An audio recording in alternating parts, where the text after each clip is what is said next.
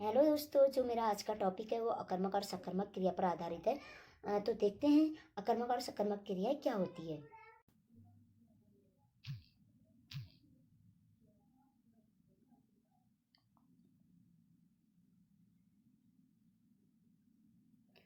सबसे पहले तो हम जानेंगे कि अकर्मक और सकर्मक क्या है। तो यहाँ पे मैं आपको बता दूं, अकर्मक और जो सकर्मक है वो क्रिया के भाग हैं और इन दोनों का डिफरेंट आज मैं इन दोनों के डिफरेंट को यहाँ पे एक्सप्लेन करने वाली हूँ, जिसके लिए मैंने एक छोटा सा डायग्राम बनाया हुआ है। तो इसी डायग्राम के थ्रू मैं बताऊँगी कि अकर्मक और सकर्मक की पहचान हम किस तरीके से कर सकते हैं। बहुत ज़्यादा ईजी है। इसमें बस हमें इतना समझने की कोशिश करनी है कि अकर्मक में कौन इफेक्ट होता है और सकर्मक में क्या चीज़ इफेक्ट होती है। तो चलिए जानते हैं इसी को। जो यहाँ पे सकर्मक दिया हुआ है ना, यहाँ पे मैंने लिखा भी है, जिस क्रिया का प्रभाव कर्म पर पड़ता है सकर्मक कहलाता है। यानी हम किसी कार्य को करते हैं तो कर्ता के साथ साथ जहाँ पे कर्म भी इफेक्ट हो रहा है वही हमारा सकर्मक कहलाता है। वहीं दूसरी तरफ मैंने अकर्मक की डेफिनेशन भी लिखी हुई है, जिस क्रिया का प्रभाव कर्म पर नहीं पड़ के कर्ता पर ही पड़ता है, अकर्मक क्रिया कहलाती है। इसका साफ साफ मतलब यही है कि अकर्मक वह क्रिया है जिसका प्रभाव केवल कर्ता पर पड़ता है। यानी जो काम कर रहा है सिर्फ वही वही इफेक्टेड होगा, वहाँ उसके कर्म से कोई भी लेना देना नहीं है। एक दूसरा मेथड भी है हमारे पास जिससे हम अकर्मक और सकर्मक को समझ सकते हैं। तो यहाँ पे एक चीज़ आप लोगों ने नोटिस की होगी, सकर्मक में भी कर्म लगी हुई है और अकर्मक में भी कर्म लगा हुआ है। तो इसे हम एक शाब्दिक शाब्दिक भावार्थ समझेंगे इसका। जो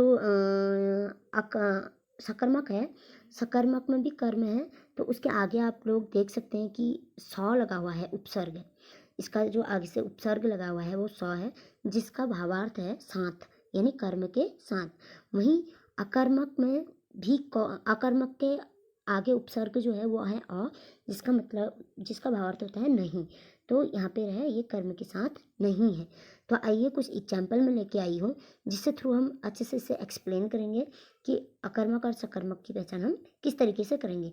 तो यहाँ पे एग्जाम्पल में मैंने दिया है, रोहन रोटी खाता है। यहाँ पे मैंने थोड़ी एक्सप्लेन भी किया है।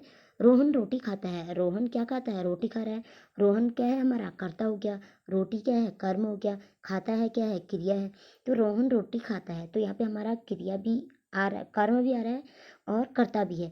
दोनों चीज़ इफेक्टेड हो रहे हैं। रोहन खा रहा है और वहीं क्या चीज़ खा रहा है, रोटी खा रहा है, तो रोटी कम हो रही है। एक टाइम ऐसा आएगा कि वो खाते जाएगा, रोटी पूरी समाप्त हो जाएगी। तो सकर्मक को हम एक तरीके से और भी समझ सकते हैं, कोई ऐसी चीज़ मतलब जिसे हम करते हैं वो करने के साथ साथ समाप्त होती जाती है, कम होती है, समाप्त होती है, कम होती है या समाप्त होती है, उसको हम क्या कह सकते हैं, सकर्मक कहते हैं।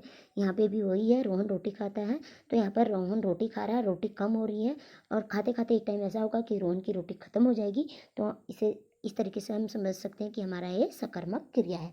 वहीं इसका दूसरा एग्जाम्पल हम देखेंगे, मोहन कार से ऑफिस जाता है। मोहन जा तो रहा है, किससे जा रहा है, कार से। तो मोहन हमारा करता है, कार हमारा कर्म है और ऑफिस जाना इसका क्रिया हो जाता है।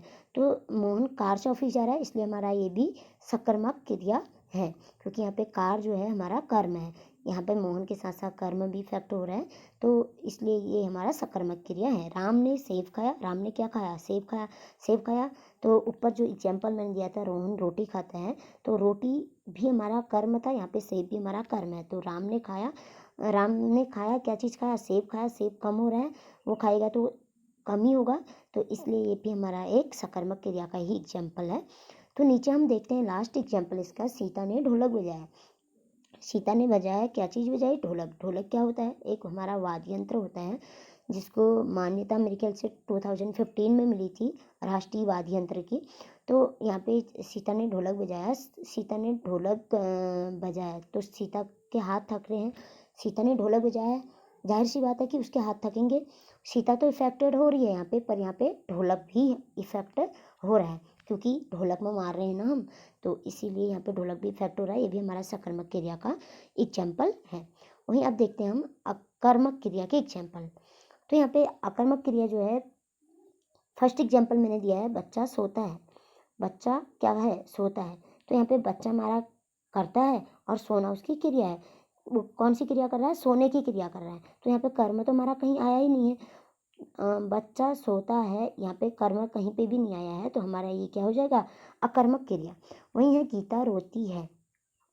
गीता रोती है, कौन रो रहा है? गीता रो रही है, गीता हमारी करता है, रोती है, वो ही रो रही है तो वो ही इफेक्टेड होगी।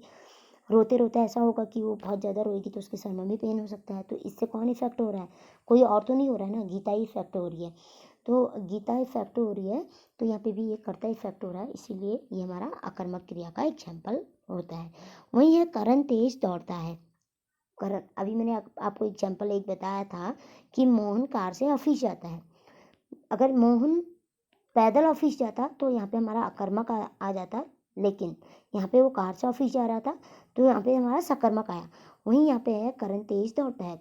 कौन दौड़ा है? करण दौड़ा है। करण करता है तेज दौड़ना, वो क्रिया कर रहा है दौड़ने की। तो यहाँ पे भी हमारा कर्म कहीं पे नहीं आया हुआ है, तो ये वाला एग्जाम्पल में हमारा अकर्मक का है, क्योंकि करता है, करण इफेक्ट हो रहा है, वो बहुत तेज दौड़ेगा, दौड़ते दौड़ते बहुत थक जाएगा। ओके दोस्तों, तो आज तो मेरा टॉपिक था अकर्मक और सकर्मक क्रिया का डिफरेंट क्या है, हम कैसे उसे जानेंगे, जो मैंने अभी आपको एग्जाम्पल के थ्रू समझाया। ऐसी बेसिक नॉलेज जानने के लिए बेल आइकन को ज़रूर प्रेस कीजिएगा, ताकि मेरी नेक्स्ट वीडियो की नोटिफिकेशन आपको मिलती जाए।